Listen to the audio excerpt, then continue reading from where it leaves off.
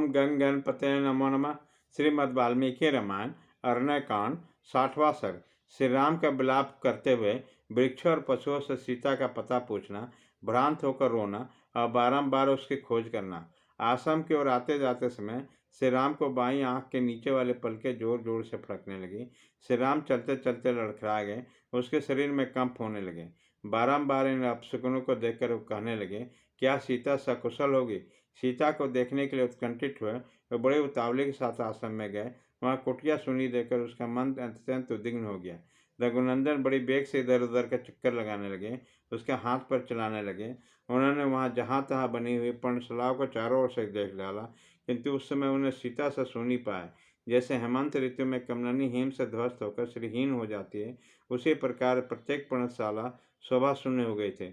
वह स्थान वृक्षों के ससराहट के द्वारा मानो रो रहा था, फूल मुरझा रहे थे, मृग और पक्षी मन मारे बैठे थे। वहाँ की संपूर्ण शोभा नष्ट हो गई थी, सारी कुटी उजाड़ दिखाई देती थी। वन के देवता भी उस स्थान को छोड़कर चले गए। सब और मृग चर्म और कुश बिखरे हुए थे, चटाइयाँ अस्त व्यस्त पड़ी थी। पर्णशाला को सुनी देखकर भगवान श्री राम बारम्बार विलाप कर रहे थे। हाय सीते, किसी ने हर तो नहीं लिया, उसका मृत्यु तो नहीं होगी, अथवा वो खो तो नहीं गई, किसी राक्षस ने उसे खा तो नहीं लिया, वह भीरू कहीं छिप तो नहीं गई, अथवा फल फूल लाने के लिए वन के भीतर तो नहीं चली गई। संभव है फूल फल लाने के लिए गई हो, या जल लाने के लिए किसी पुष्करणी अथवा नदी के तट पर गई है। श्री रामचंद्र जी ने प्रयत्नपूर्वक अपने प्रिय पत्नी को सीता के वन में चारों ओर ढूंढा, किंतु कहीं भी उनका पता न लगा। शोक के कारण श्रीमान राम को आंखें लाल हो गई। वह उन्मत्त वृक्ष के समान दिखाई देने लगे। एक वृक्ष से दूसरे वृक्ष के पास दौड़ते हुए वह पर्वत, नदियों और नदी के किनारे घूमने लगे। शोक से समुद्र में डूबे हुए श्री रामचंद्र जी विलाप करते करते वृक्षों से पूछने लगे, कदम, मेरी प्रिय सीता, तुमने पुष्प से बहुत प्रेम करते थे, क्या वह यहाँ है? क्या तुमने उसे देखा है? यदि देखा है तो उस सुभाना सीता का पता बताओ। उसका अंग सुनील पल्लवों में समान कोमल है तथा शरीर पर पीले रंग की सारी शोभा पाती है। बिल्लो, मेरे प्रिया का स्तन तुम्हारे ही समान है। यदि तुमने उसे देखा है तो बताओ। अथवा अर्जुन, तुम्हारे फूलों पर मेरी प्रिया का विशेष अनुराग था, अतः तुम ही उसका कोई समाचार बताओ। कुशांगनी जनक कुशोरी जीवित है नहीं। यह कुकुम अपने ही समातुर वाले मिथिलेश कुमार को अवश्य जानता होगा, क्योंकि यह वनस्पति, लता, पल्लव तथा फूलों से संपन्न व बड़ी शोभा पा रही है। कुकुम, तुम सब परीक्षों में श्रेष्ठ हो, क्योंकि ये भरमर तुम्हारे समीप आकर झंकारों द्वारा तुम्हारा यशोगान करते हैं। तुम्हें सीता का पता बताओ। अहो, यह भी कोई उत्तर नहीं दे रहा। यह तिलक वृक्ष अवश्य सीता के विषय में जानता होगा, क्योंकि मेरी प्रिय सीता को भी तिलक से प्रेम था। अशोक, तुम शोक दूर करने वाले हो।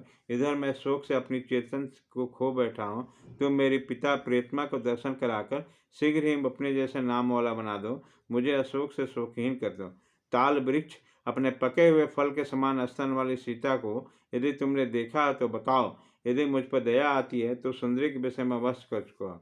जामुन, जम्बोद स्वर्ण के समान कांति वाले मेरी प्रिया यदि तुम्हारी दृष्टि में पड़ी हो, यदि तुम उसके विषय में कुछ जानते हो तो निशंक होकर मुझे बताओ। कनेर, आज तो फूलों के लगने वाले बड़ी शोभा हो रही है। मेरी प्रिया सती साध्वी सीता को देखकर यह पुष्प बहुत पसंद थे। यदि तुमने उसे कहीं देखा हो तो मुझसे कहो। इस प्रकार आम, कदम, विशाल, साल, कटाल, कुरुप, धर्म और अनार आदि वृक्षों को देखकर महायशस्वी से रामचंद्र जी उसके पास गए और बकुल, पुन्नाग, चंदन और केवड़े आदि वृक्षों से पूछते हुए फिरे। इस समय वन में पागलों की तरह इधर उधर भटकते थे। वह अपने सामने हरिण को देखकर बोले, मृग, अथवा तुम ही बताओ। मृगनयनी बैथुली को जानते हो? मेरी प्रिया की दृष्टि भी तुम हिरणी के से है, अतः संभव हो वह हिरणियों के साथ ही हो। श्रेष्ठ गजराज, तुम्हारे सूर्य के समान दोनों ओर है। उस सीता को संभवतः तुमने देखा होगा, मालूम होगा, तुम्हें उसका पता विदित है, अतः बताओ। व्याघ्र, यदि तुमने मेरी प्रिया चंद्रमुखी मैथिली को देखा हो तो निशंक होकर बताओ। मुझमें उसमें कोई भय नहीं है। इतने में भ्रम हुआ कि सीता उधर भाग कर छिप रही है। तब बोले, प्रिय, क्यों भागी जा रही हो? कमल नोचने, निश्चय ही मैंने तुम्हें देख लिया। तुम वृक्षों के ओट में अपने आप को छिपाकर मुझसे बातें क्यों नहीं करते? ब्रारो, ठहरो ठहरो, क्या तुम्हें मुझ पर दया नहीं आती? अधिक हास प्रयास करने का तुम्हारा स्वभाव तो नहीं था, फिर किस लिए मेरी उपेक्षा करती हो? सुंदरी, पीली रेशमी साड़ी से तुम कहीं भी हो यह सूचना मिल जाती है, भागी जाती हो, तो अभी मैंने तुम्हें देख लिया। यदि मेरे प्रति स्नेह और सौहार्द है तो खड़ी हो जाओ। फिर भ्रम दूर होने पर बोले, अतः निश्चय वह नहीं है।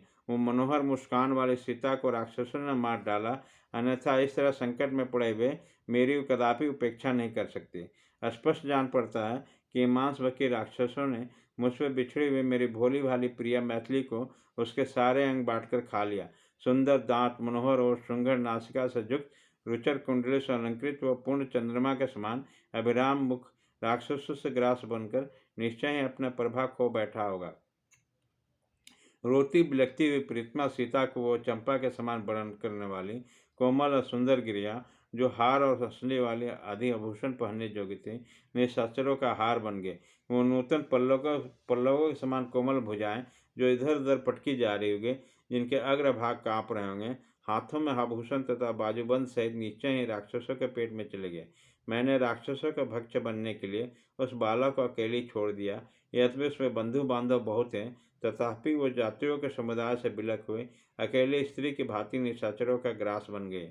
हाँ महाभाव लक्ष्मण, क्या तुम कहीं मेरी प्रियतमा को देखते हो? हाँ प्रिय, हाँ भद्रे, हाँ सीते, तुम कहाँ चले गए? इस तरह बारंबार विलाप करते हुए श्री रामचंद्र जी एक वन से दूसरे वन में दौड़ने लगे। वो कहीं सीता की समानता पाकर उद्भ्रांत हो उछल पड़ते हैं और कहीं बड़ी शोक के प्रबलता के कारण विभ्रांत होते हैं।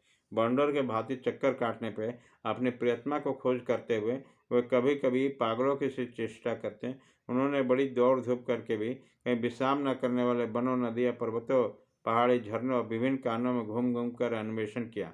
उसी समय मिथिलेश कुमारी को ढूंढने के लिए वे उस विशाल और विस्तृत वन में गए।